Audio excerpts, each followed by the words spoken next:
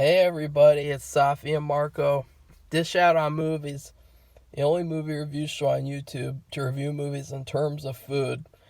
And it's just Marco here today. I sorry because I have a cold and I'm coming off of it now. I'm a lot better than the past couple of days, but I'm still, trying to get better. And so that's why I sound so terrible. Please stick around because I will still. It hasn't changed my thinking. I mean, I'm thinking clearly, and I could. Oh my God, I'm so glad that I'm a little sick, because if I was completely well, I would have. I would have destroyed this episode with every inch of my being. I would use to destroy it. I will say it did give me a good dream though. I had this really interesting dream where and I know that you guys don't care about this, so if you want to skip ahead, that's fine. Just skip ahead a couple of minutes. I had this really good dream where I was like in an arcade in a movie theater, and then I was supposed to go home with someone, and then like she clung on to this like 1940s bus, and the bus just like sped off and took her with it. She's like hanging onto the bus, and it was like a nightmarish type of experience. And I was like running around, and there was like carnival rides in the middle of the streets with like slides and shit. And then sorry, suddenly there was Chunk from the Goonies, and he came across Michael Myers in the Ben Tramer mask from Halloween 2, and he picked up two kitchen knives, and he just threw them right at Michael Myers and like hit him in the intestinal area, and then like his body exploded into blood and guts, and his mask fell on the ground, and it was just so cool. And I woke up after that, and I was like, oh, that must have been a dream, because Michael Myers. But that was really cool. It was a really cool dream. So I'll say, like, if anything, this episode, it gave me a really good dream. I guess thanks for that, because it was it was pretty cool, honestly. And also, just another side note, I found out that one of the best up and coming horror YouTubers, Derek's Horror Corner, I've been watching him for like a year now. Well, I found out he's going to quit to pursue golf and God. And that really disappointed me too. And so it might make me a little. I'm in a bad mood today, especially because of that episode. This episode for American Horror Story, it was complete trash. And I'll explain why. Here's Safi coming. Safi's going to try and get in the car.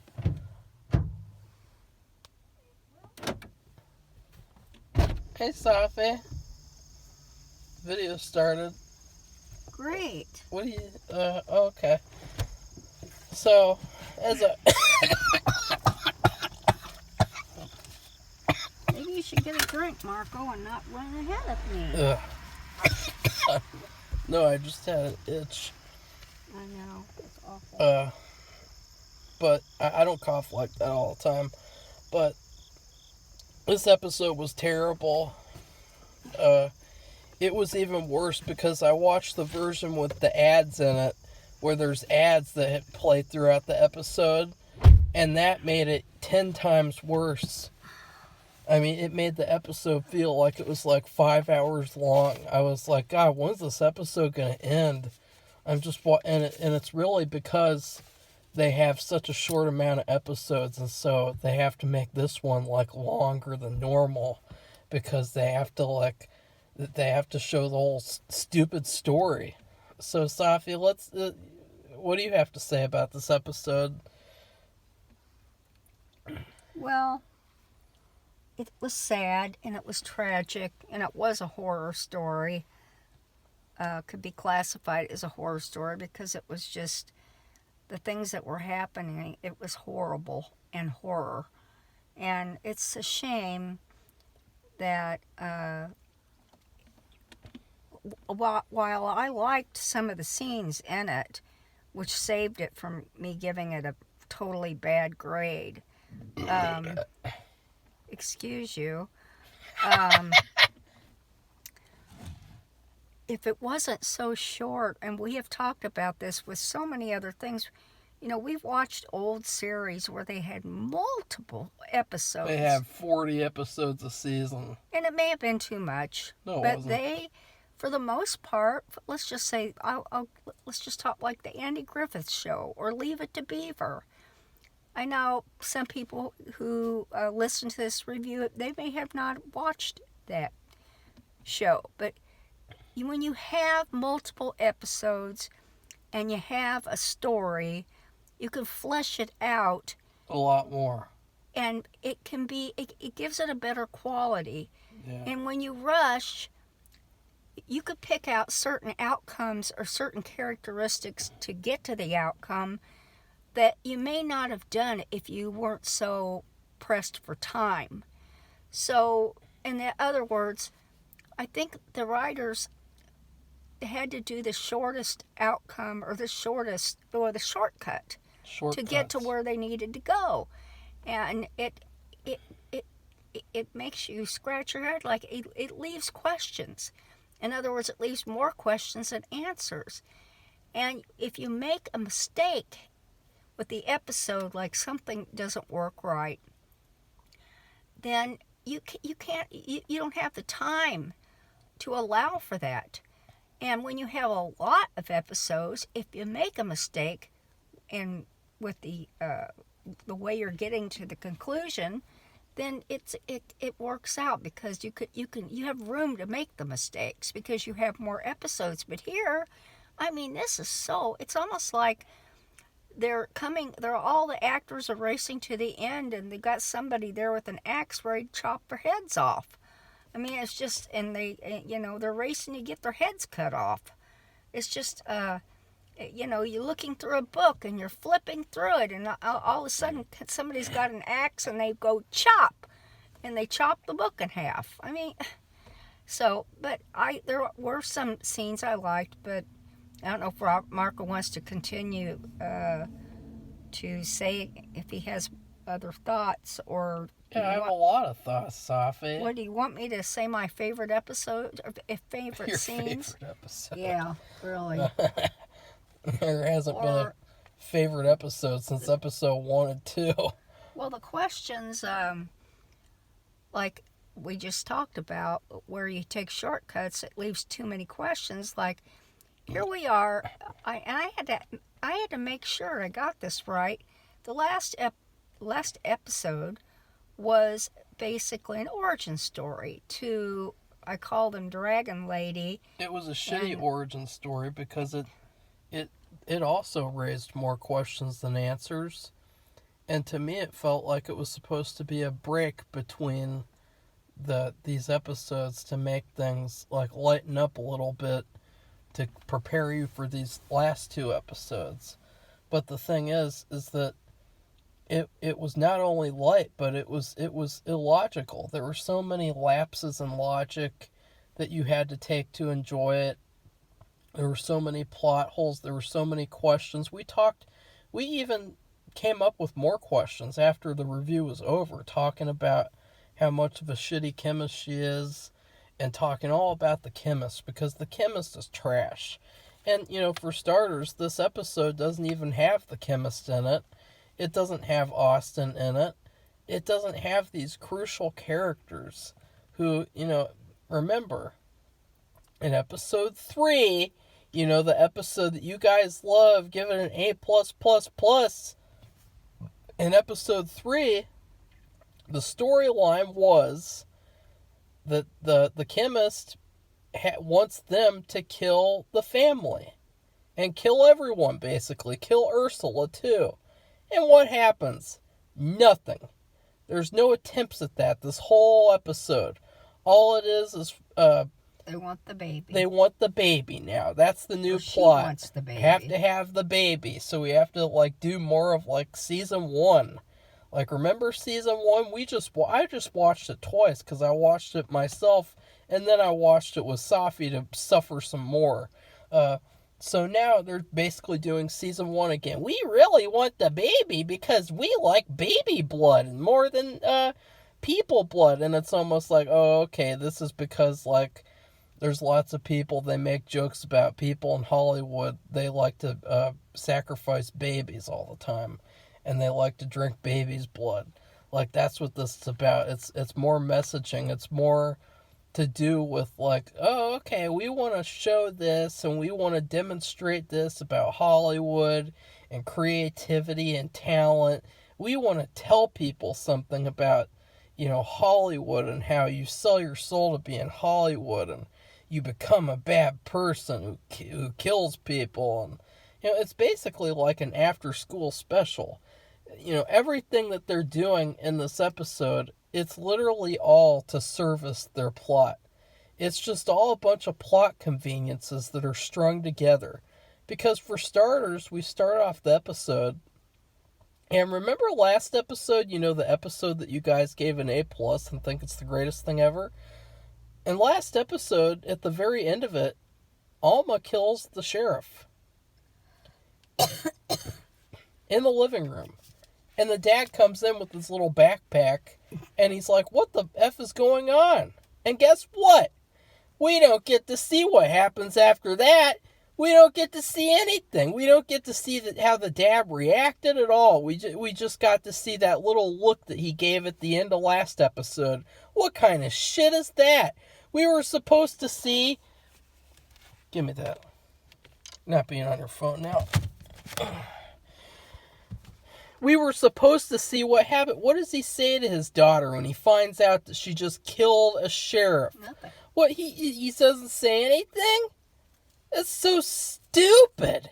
What happened to the fucking deal that they had? In the episode that you guys gave an A+++ and said it's the greatest thing ever. What happened to that little deal that they had where he has to go out and get blood for her, and if she does not get blood, he goes out and gets blood.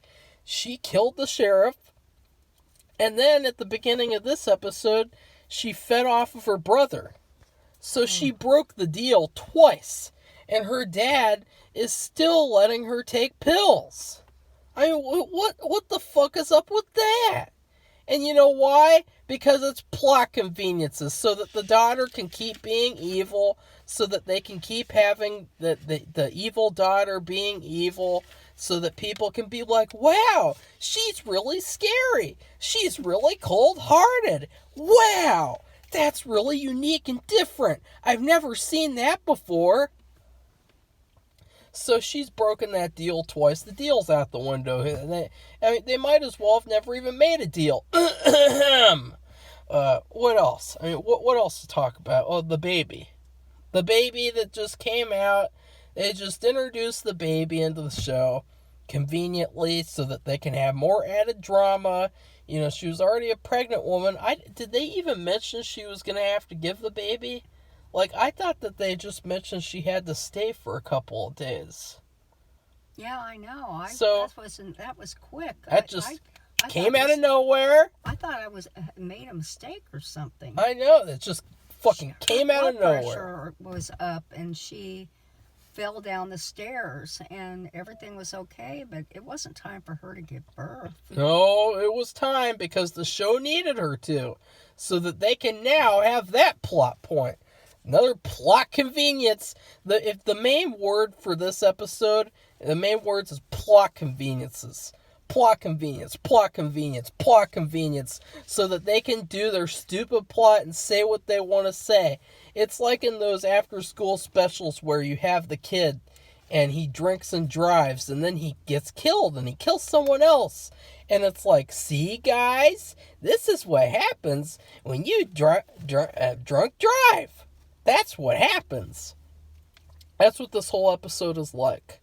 It's basically, they want to do whatever they want, and it's all going to be terrible because they want to say their messaging, and because it fits the messaging of the season. And I'm not saying, like, messaging in terms of, like, propaganda, like, normally what I talk about. I'm just saying, like, in terms of the main themes that they've brought up this season with creativity and talent and stuff. And then what else happened this episode? Well, they had a bunch of stuff with Mickey and tuberculosis Karen. And of course, there was a lot of plot conveniences with that, with, getting out of situations with the pale ones at night, especially near the end when tuberculosis and what did I just say? Tuberculosis Karen, when she is able to just magically get out of that horrible spot she was in because she took the pill like the last second, like that was effing retarded. And then they have this really good scene actually where she kills Mickey, and then she kills herself, and she does a painting, and then she walks into the ocean. And that was actually a really good scene. Yes, it was. But it's too bad that it didn't work at all, because there's so few episodes that scene had no emotion to it at all.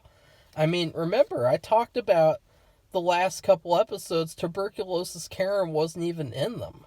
And it's like... She wasn't in the last one, right? Last episode.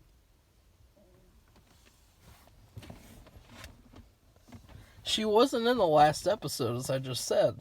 And then she was in the origin episode, but that one, it doesn't even count. So it's like all of a sudden she just pops back up again, and then she dies. And it's like, who cares? Who cares?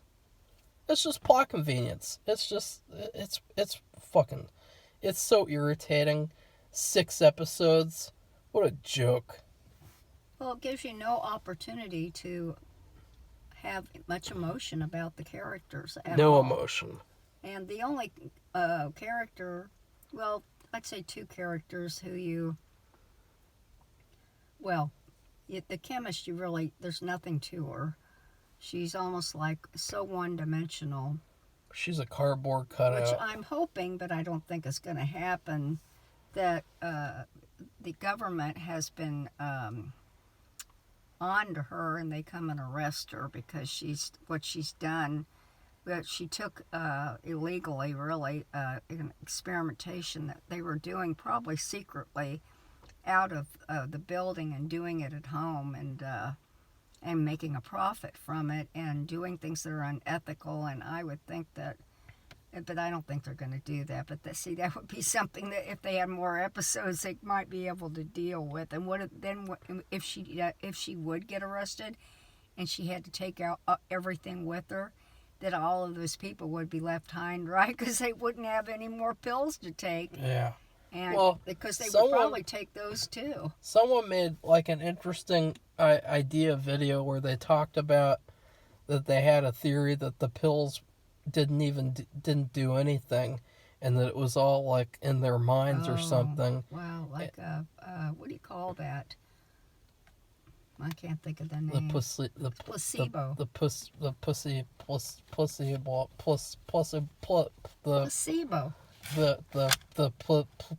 Placebo effect. I thought that was actually a better idea than most of the stuff that they've done this whole season. That is a good idea. And so it's like, that would be kind of cool if they did that, but they probably won't do that because, they're really bad at writing. And they're bad at writing in terms of they pretty much forget about anything they want to, and they just do anything they want as long as it services the plot. They just do whatever they want, and people like it because they like these cool scenes that are cool in concept, but then when you string them all together, they don't work because you have to have logic. You have to have it all connect. You can't just have this where it's like, we'll talk about what happens with the mom. Remember I talked about, I had my prediction. I said they were underestimating her, and she was going to be the one to save them all. It was going to be this really cool thing. And oh no, of course not. No, that's right. Can't have that. Have to have the stupidest thing possible happen. Well, should we tell what happened? And it's so funny too, because remember last episode, you were like, Marco, we had to see how people turn into the pale ones, because that's, we had never seen that before. And it's like, oh, well, we get to see that this episode, so what was the point of that last episode? There's no point anymore, because we got to see that this episode. Well, it was somebody that you, quote, cared about. Well, one of the main characters, we didn't even know that guy, although it was still interesting to see what happened. Well, it's like you didn't even need to see that, because you got to see it this episode. So, like, the two, like, you don't need both. You just can use one. Well, I was hoping her daughter, there's a whole big theme between Alma and Lily about her husband, and she's confused. They've been drugging her through, I guess, her food. She's having soup, and like maybe they put some kind of drug in her soup, and then of course they've been giving her pills to take, so she's like in a daze. And because I don't know how long they thought they were going to keep that up, which is really weird. And that's why they call the episode Gaslight, because they are able to, quote, fool her temporarily, but because they've been giving her all these drugs. And the daughter said, Dad would really prefer that you take the drug, and so you can be great at what you do, and because you are great, you can be even greater. And she said all this stuff and about being great and better than you are and the best you could ever be, etc. And so she gave her the pill, and I thought maybe the mother pretended like she took the pill. And it looked like that too, because she was talking weirdly. She was like kind of smiling, like in this way where it was like it looked like she was like trying to disguise the fact that she like had the pill still in her mouth. So it really did not look like she ate any pill. I know, and so that's what I was hoping for. And well, we saw that wasn't the case, that she really did, and I was shocked, because I thought what happened with her character was that, I'd say in the first part of it, she was very strong. She was supportive of her daughter and her husband, and she was like the hub of the wheel in the family. And then right now of course they've been drugging her. You have to give her that. No, she's weak. She's just totally she's in her 40s, and she gets fooled by a 9-year-old girl. And well, that's her daughter, who she gave birth to as well. And it's sad. They have this little conversation, and the daughter is like, I just don't think the daddy thinks you're talented. And it's like, yeah, okay, I can see what you're doing. Like, who cares about talent? Like, what does that have to do with taking the pill and killing people and wanting to drink baby's blood? Like, what does talent have to do with anything? Who the hell would want to turn out like the daughter, grabbing her baby brother out of the crib and then feeding off of him in the bathroom? Who the hell would want to turn into that? Like, this woman in her 40s is fooled by this terrible argument. And that's another thing, is that these arguments for, like, why people should take the pills, they're trash. They're complete trash arguments. They're, something else is that it's a cliche in some vampire movies where the girl will get turned into a vampire, and then the guy has to save her and has to kill, like, the lead vampire in order to turn her back to normal. Like, remember they did that in Horror of Dracula. They did that in Fright Night. And so usually that's what happens. And so it was different in that, he basically says, F you, I don't care anymore. And so I thought that was trash too, because it was another plot convenience. They just wanted that to happen so that they could have that happen to make people go, "Aww." It's another plot convenience, because there was no reason for him to just all of a sudden out of nowhere go, "Oh, okay, bye-bye, baby." And he even says, like, they weren't going to work out. And it's funny because they really had no problems until they reached this town. That, like, they really weren't, like, a bad couple at all. And so there was no indication that they were, like, having this really troubled relationship as the scene suggested.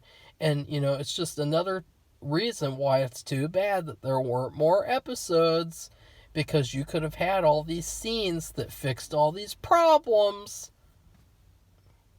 Yeah, well, what Marco's talking is about is that people have seen it, Safi. They know what happened. Well, we found out she did take the pill, which is sad. Safi. And then of course, she loses her hair, and then she shaves the rest of it off. Safi, people know that. They saw it. Well, let's say they didn't. Why would they be watching this if they didn't see it? I don't know. And then, but he seems so weak, and he wanted everything to be, you know, they were gonna. I guess he thought they were gonna keep her drugged up for the rest of her life or something, while they go and kill people. And he's a successful, whatever you call him, a writer, and I don't know what he was thinking, what they were doing. And then, like Marco said, it's almost like he was speaking truthism, but we never saw the evidence behind it of the bad relationship. He said we wouldn't have worked out anyway, and then they had this scene where he and the daughter and I guess the agent were standing outside, and they were kind of like letting her out, and she's like one of these bald-headed freaks, raving maniacs, roaming the street, but she was quiet. She was limping and like dragging her foot. I didn't get that part. And it was bad, because you just didn't think. I just never thought it would happen. Safi liked it. She kind of changed her mind and flip-flopped when I told her the truth, told her the logic. Well, I just didn't think she had taken the pill. But she started puking and doing odd things. You think, uh-oh, because you've seen that before with that man that changed in the last episode, how they showed people changing, and if they're not talented. And I was surprised too that, you know, they kept saying, well, she's not really that talented, and as I said, I was they were underestimating her. Yeah. It would have been so much cooler if she turned out to be the savior, a great character, but no, of course not. Can't do that. Disposable. Can't do the satisfying thing. We just gotta subvert all expectations like usual and just do the stupidest things possible. Yeah. And let's talk about Ursula, because Ursula's complete garbage. Not. I don't like her. It's so funny because my opinion of her has not changed. It has remained I guess the only question I have about her, because I don't have any other questions or behaviors. Her behavior is abhorrent. Well. And is she taking the pill? That's what I can't figure out. I mean, she knows about the pill. She knows what it does and how it leads to her success. Safi doesn't actually think that she's taking the pill. She's just saying, like, metaphorically, that she took the pill because she's acting like such a bitch. Well, she's just awful. It's so funny because when I told Safi that after the first 2 episodes, I really hated Ursula. And in fact, that's why I didn't give the second episode an A+, and I gave it an A, because I hated Ursula. Well, I thought she was going to go home. And Safi was like, Like, you know, Safi didn't have any idea that she was going to play this huge part. She takes a big part. And it just shows I had a feeling. And that feeling was because, you know, she comes in and swoops in, and now she's basically the mother now. And she's a complete garbage character. She's a joke. She's a complete joke of a character. She's basically there for, like, comedic relief. Like, oh, isn't it silly how she's, like, standing up to these vampires, and she's kind of, like, fearless, and she's kind of, like, letting the daughter do whatever she wants. Like, isn't that kind of silly? That's what it's like. Well, I don't like her at all.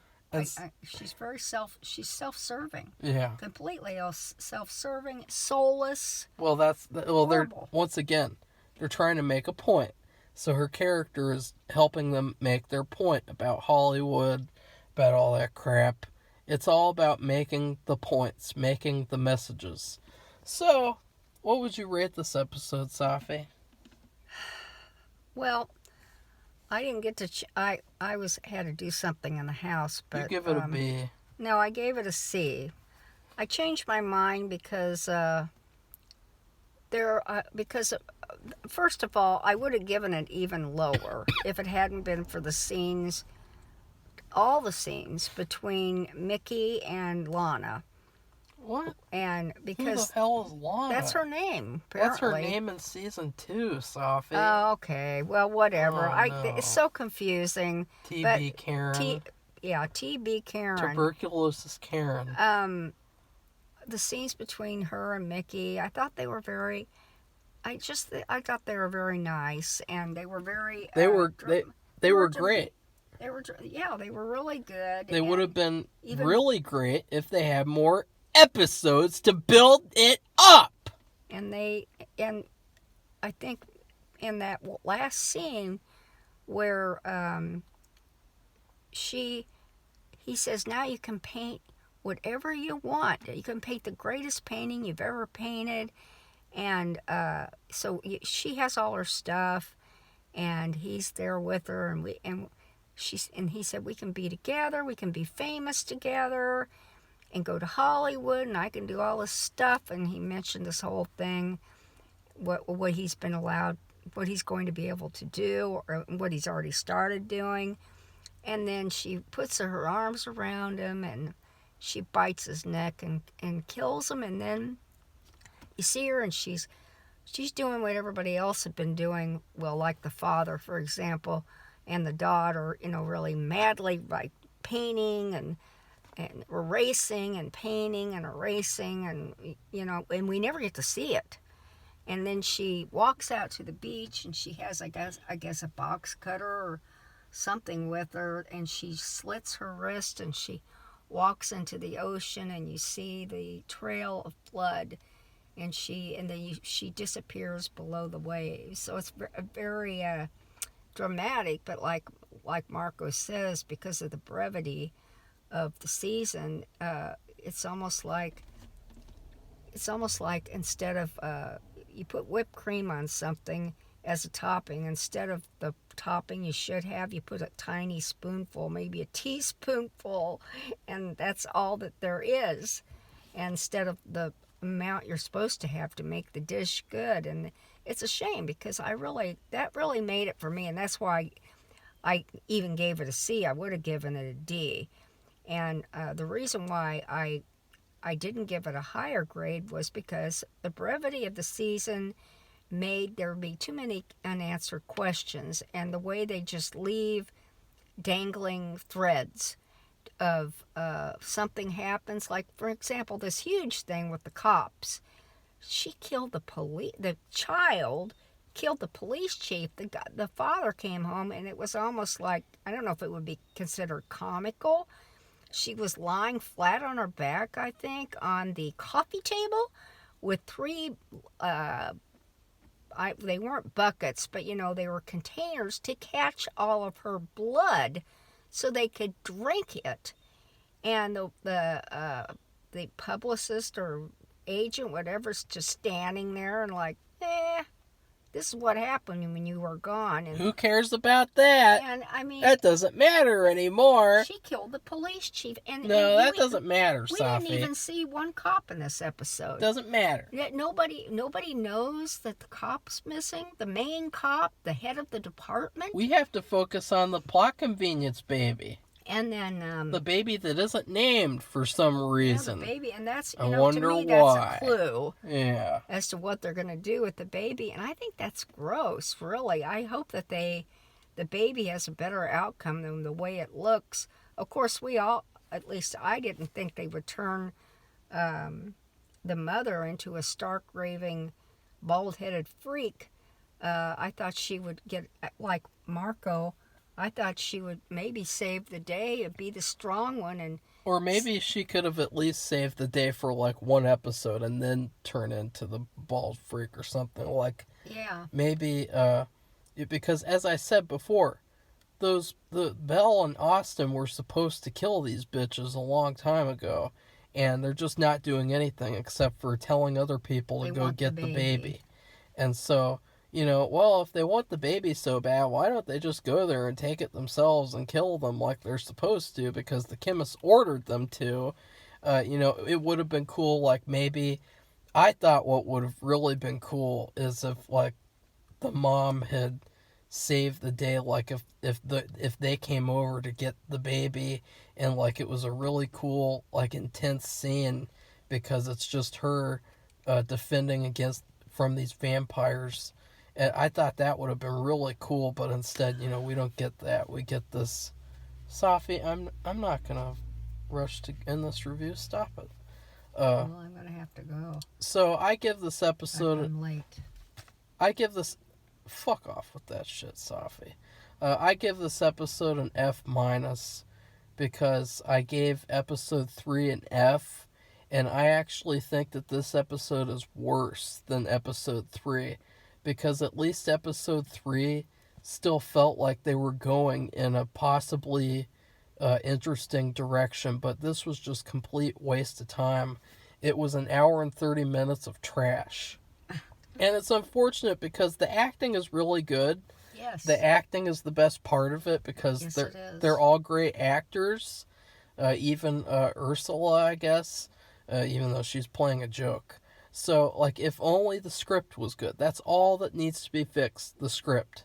That's all that they need to do, is fix the script and write a better story. So well, they would have to be given a few more episodes. I say well, at least 3. 5 would be good. Yeah.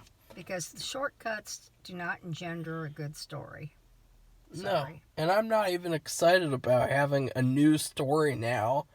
Like, we're going to have a completely new story. It's going to be rushed, too, because I bet you anything it has 6 episodes as well. It only has, like, 4 episodes. Oh, my God!